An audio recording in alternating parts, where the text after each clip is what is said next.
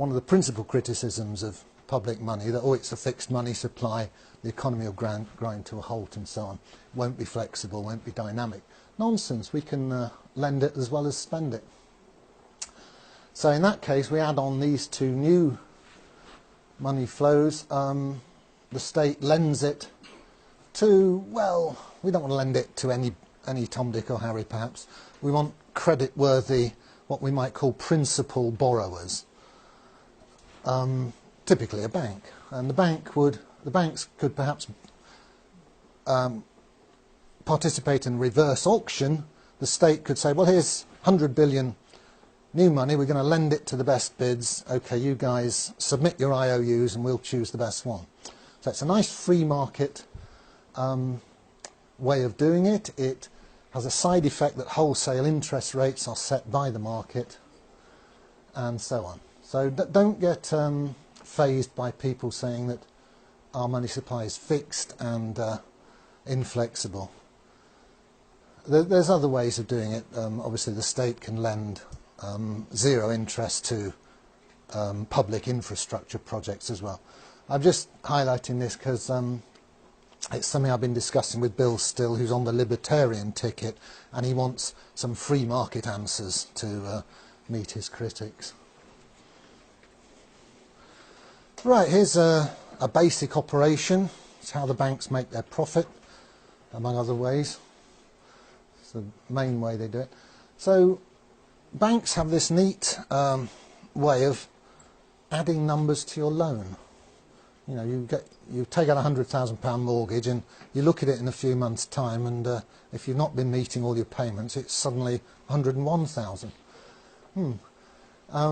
Conversely, all the people who are making deposits with the bank, they get some interest added to their accounts. Not much these days, and the difference between what's added to loans, what adds to the bank's assets, and what's added to the customers' deposits, which increases the bank's liabilities, that's called the spread, and gives the bank a lot of its gross profit.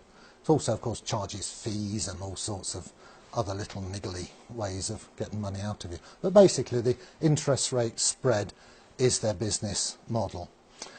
The bank, as we've seen, have operating costs, same as everybody else, leaving a net profit.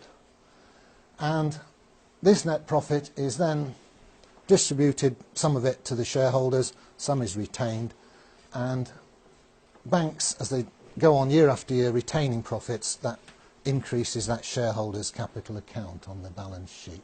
The bank gets more valuable to its shareholders. So here's a schematic of what happens to a balance sheet when the customer pays interest to the bank. Here's the balance sheet before. Assets, remember that's all the loans and so on. Liabilities, all the customer's deposits. Here's a customer with some money in the bank. Unfortunately, the bank now is demanding that money from him as interest, and he pays it. What happens to the balance sheet? Well, the assets stay the same, all the loans. That money didn't get added to his loan, it was actually paid by him. Where does it go? Well, schematically, it ends up in the shareholders' capital account here, which grows by that amount. Other liabilities stay the same. Obviously, it goes through, in formal real-world accounting, it will go through the profit and loss account. But profit and loss accounts are regularly reconciled into the balance sheet. So we can say schematically that this charge on the customer, the interest, is ending up, to a first approximation, as shareholders' capital. And remember, if you wind the bank up, this is perfectly spendable money. Yeah. Conversely, just when the bank pays a little bit of interest to a customer, well, here's the shareholders' capital account, and it shrinks, and the customers get some new money. That's a liability to the bank. So it's just the opposite of the previous slide. There's the gross interest charged on loan. There's the interest paid back to depositor. The difference is the gross profit, which it's sort of a bit skew that it accumulates on the liability side of the bank's balance sheet, but all that means is that the shareholders have dibs on it, should the bank be wound up. Okay, I'll switch tack now to the basic structure of the UK banking system, which is a two-tier system. There's a bunch of banks, high street banks, Lloyds, HSBC and Barclays, etc. And the customers interface with those commercial banks. We deposit our money there and we take loans from them. Each of those banks has its own reserve account at the Bank of England, the central bank. As we'll see, the numbers here that the banks have on their asset side have different qualities to the numbers here, the ones we get to use, or renter currency. We can't get our hands on the stuff there, unfortunately, although we own it, the bank. So here's a schematic of the two-tier money system. Here's us out here in the economy using what are called broad money numbers. Those ones that have been lent into existence, they're just called broad money. There's a lot more of them than what's called the base money, which circulates between the banks. Goes from one reserve account to another within the computers at the Bank of England. So, interesting points. The causality goes that way. We do all our business, run our economy, and then at the end of each day, behind the scenes, the banks do interbank settlement using these base money numbers.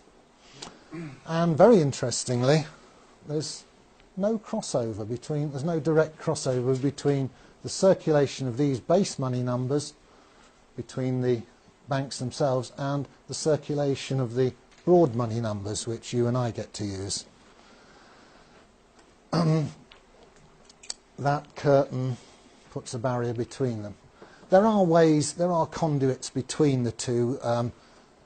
Technically, you can buy and sell gilts here, and you can buy and sell gilts here, and the banks can order physical cash here, and we can get hold of physical cash. But as regards the electronic money, that's more or less all of our medium of exchange, these two circulations are disjoint; they don't cross over. Mike Black is going to explain this more fully this afternoon. Or later this morning, later anyway. So, here's the overall picture. There's the money numbers that we use. They come in and out of circulation as loans are taken out and repaid. Ambiguity, are they money or credit? Well, you can always have a good argument about that. To all intents and purposes, they're money. And they circulate with great complexity as we do our business, and then basically at the end of each business day, the huge number of money transfers of this sort of broad money is settled by net transfers of this sort of base money. As I said, there's far fewer of these base money numbers. They're internal to the banking system. And crucially, they're issued debt-free by the Bank of England. It's been doing quite a lot of that lately with